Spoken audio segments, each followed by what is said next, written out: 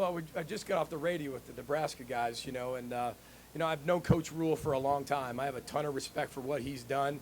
We go back to the Western Michigan days for me and the Temple days for him. He's a phenomenal football coach with a phenomenal culture, and his culture is all about connectivity.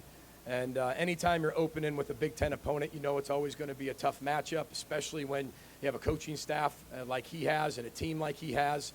I've always had a ton of respect for Nebraska. Our team always has. And starting Big Ten play right away really kind of gets the season off to a really exciting start right away. And it's going to be a fun environment, Huntington Bank Stadium, and we're looking forward to it.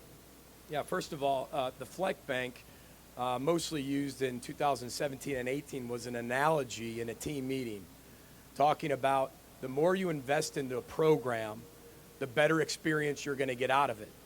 And as a head football coach, when you come in and you don't know anybody, right, the guys that do really good things are going to have a really good experience. If you're not doing all the right things, you're probably not going to have a great experience. There was no currency ever exchanged. There was no coins that ever existed. It was an analogy simply to explain investment for life, a life lesson of investment, simply that. No one ever got out of any type of punishment for that. And just so everybody knows, in punishing our football team, that word punishing, in fact, our athletic department has taken over our disciplinary type actions. We do not use physical activity to discipline our players at the University of Minnesota, and we have never done that. Our players do things like they wake up early and clean the weight room. And whatever you did, you watch a video on that. If you were late to class, you watch a video on tardiness. You then write your professor a letter. Those are the disciplines we actually have within our program, that our athletic department changed their policies and made sure that no physical activity of any sport could be used as punishment based on what we created as a football team. These allegations are baseless. We have full support of our athletic director, Mark Coyle, and our university leadership. This is a similar story that gets peddled every single year. And the majority of the players have been dismissed or removed from our football team. We also have around a half dozen anonymous reporting avenues within our football program that players can go to if they have an issue.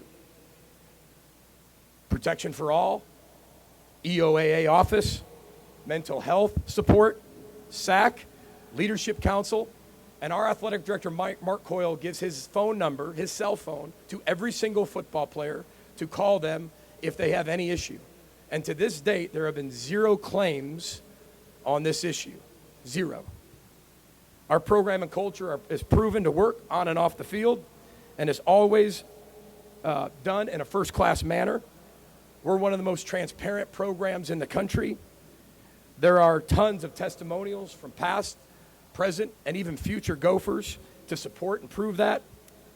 My energy needs to be on the 2023 football team, and that only, and not the baseless allegations. So that's what the Fleck Bank was, strictly an analogy. And with all the other things that were reported, we have explanations on that as well. Oh, it's huge. I think, when we all had to fill out, like what we all had to kind of fill out as an administration and a program of, what programs, what rivalries mean the most to you. And for us, and we have so many rivalries at the University of Minnesota, being one of the oldest members, but to hold on to the Wisconsin rivalry, the battle for Paul Bunyan's axe, and the float of Rosedale with Iowa is incredibly important for our fan base. It's important for our tradition, the pageantry of college football, and I think the Big Ten got it right when you're protecting those rivalries. You're not going to make everybody happy when you're rescheduling everything like that, but I thought the Big Ten did a really good job of making sure we protected those rivalries, and I think all of our fans want to see on a yearly basis. And if you don't see it on a yearly basis, you're going to see it very soon. And I think that's what's change is inevitable, and it's been for the better.